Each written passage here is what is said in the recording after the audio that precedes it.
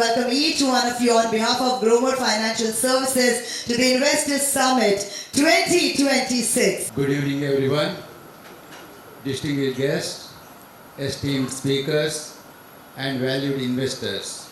On behalf of Growmore Financial Services, it is my proud privilege to welcome you all to the Investors Summit 2026. We sincerely thank you for taking the time to join us this evening.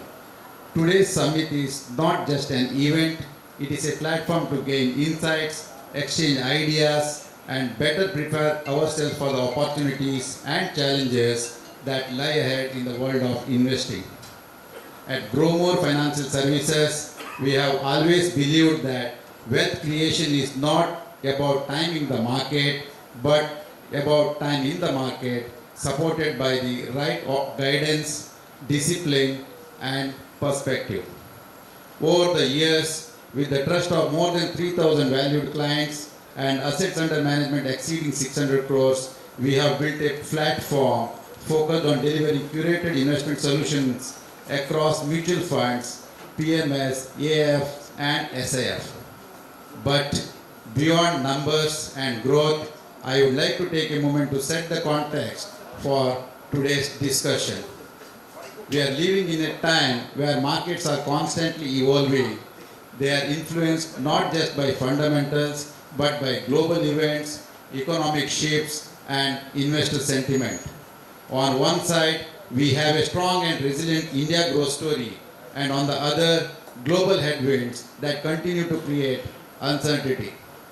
And between these two realities lies the most important question for every investor: where are markets headed, and how should we position ourselves? Because today, investing is no longer just about generating returns, it is about having clarity, conviction, and the discipline to stay invested through cycles.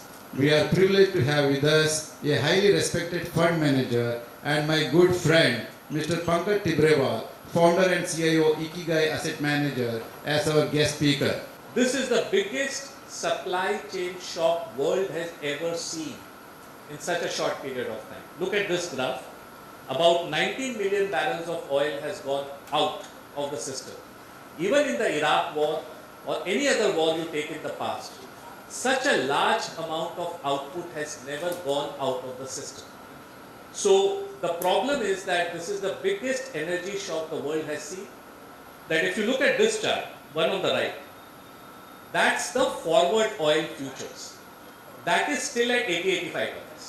So what the world is saying is that world is not getting starved of oil.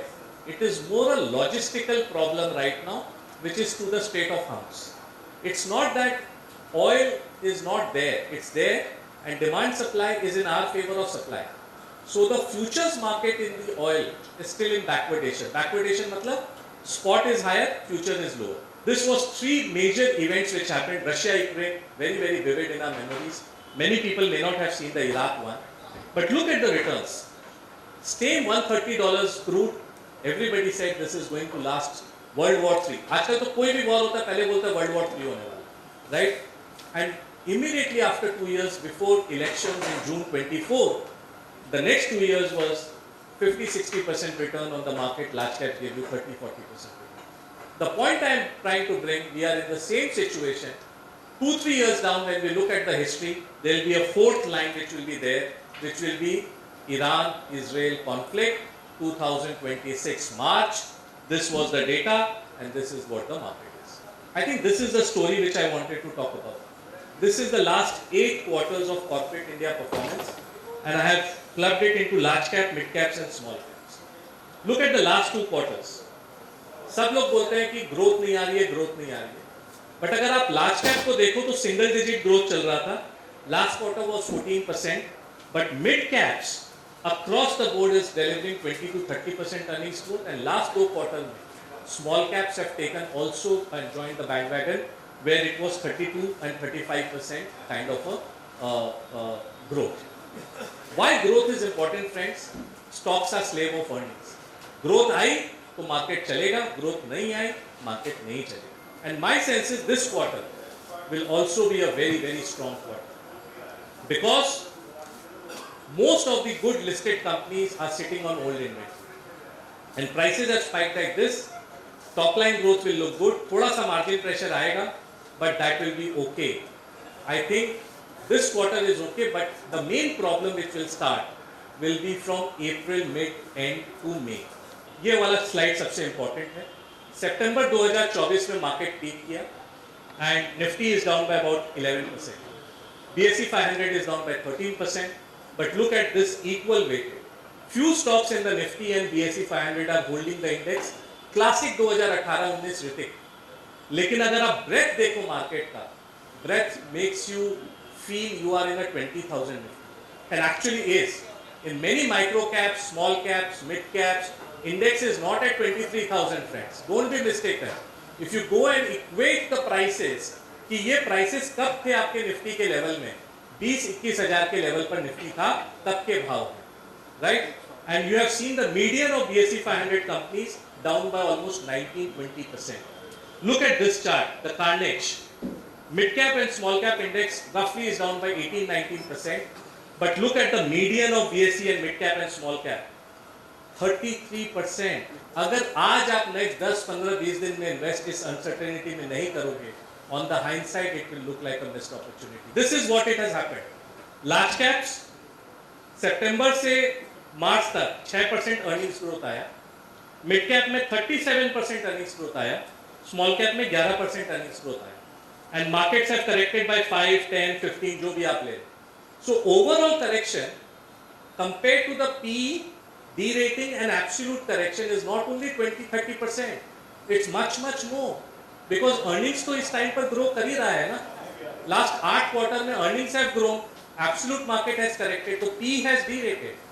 काफी pocket से friends froth निकल गया.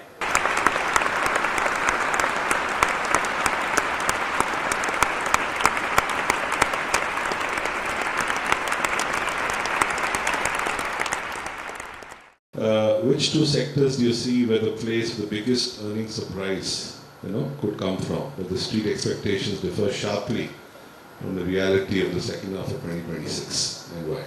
I have no ability, and I don't even focus on near-term earnings when I invest. So I don't even think where the surprise will come. Those things I don't focus on because near-term earnings have only limited value. जो trader होता है उसके लिए थोड़ा काम आता है, right? For us, we don't even think of what is the surprise, what is the near.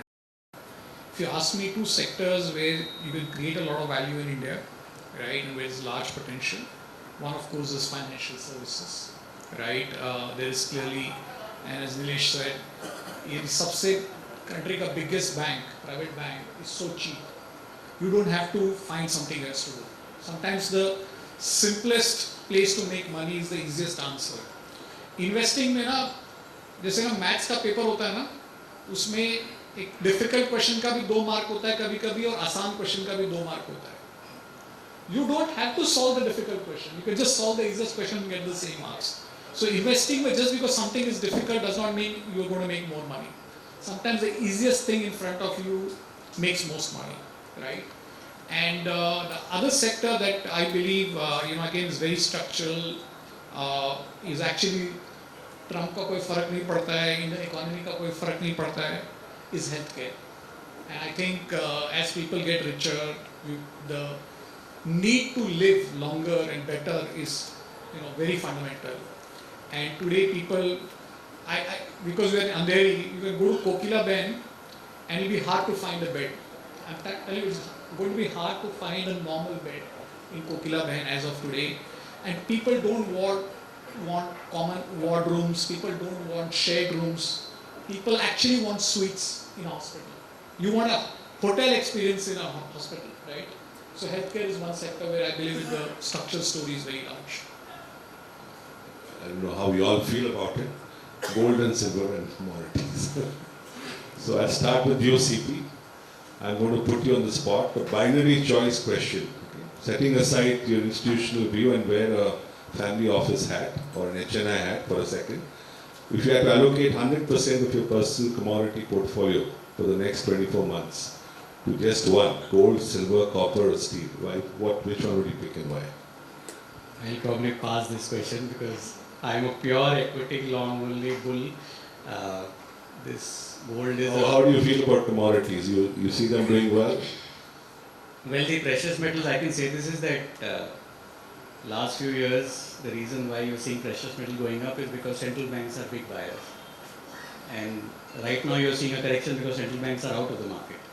Because they're trying to provide liquidity in their own economy. So you're seeing a correction in precious metals right now. And the reason why central banks are buying precious metals is because the day Russia got sanctioned and the day SWIFT got taken away from Russia, from that day central banks have started buying gold. They are diversifying from US dollar as a currency. So it's a tough call actually. It's a call that every country is making, that they don't want so much dependence on one currency. And the alternative is gold, obviously. So every central bank is buying gold. Right now, you are seeing a correction. So if I have to take a bet, I would be looking at it favorably today. Yeah, I'll come on this. Yeah. Go ahead. So, first silver, and the answer is very simple. Don't do silver. And I'll tell you why. There's two narratives on silver. One narrative is solar panel में लगता है, electronics में लगता है, EV में लगता है. Right? This is the WhatsApp forward you get. Right?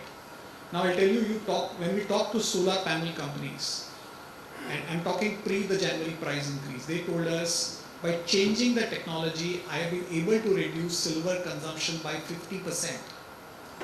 This is before silver went up in January. And I can reduce it by another 40% if it goes up further.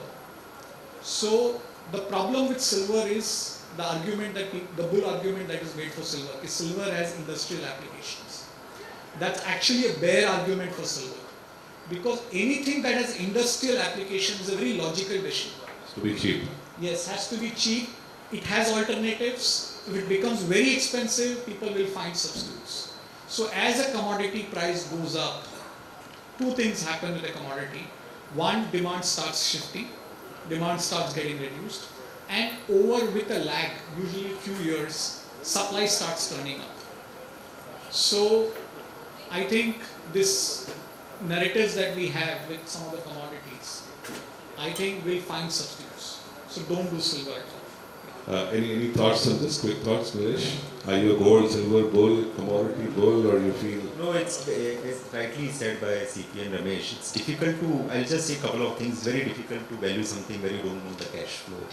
Second is, it's clearly, as CP mentioned, that 2022 central bank started buying in. Ideally, one should not chase any asset class which has done so well for the last 2-3 years, and just because everyone is buying, and if you can't understand. If gold was so defensive, it should not have corrected 30%, and silver has half. So net and new money I would not put if it was my personal institutional thing. New money definitely not put it in gold and silver. And more so when equities are so attractive and relatively easy to understand. It's a wonderful event coming here, and it's absolute delight. Even last time we were here, I think credibility, sincerity, Prasad Bhai is always on notch, and it's good that he is conducting the event and program at this stage when the markets are so volatile. And absolutely, the investors' confidence and investors' curiosity has been correctly, rightfully answered. And we wish him all the best and all the great success in the world. He has been a great friend and a great mentor. All the best to Prasad and Growmore to have more and more success in future. All the best.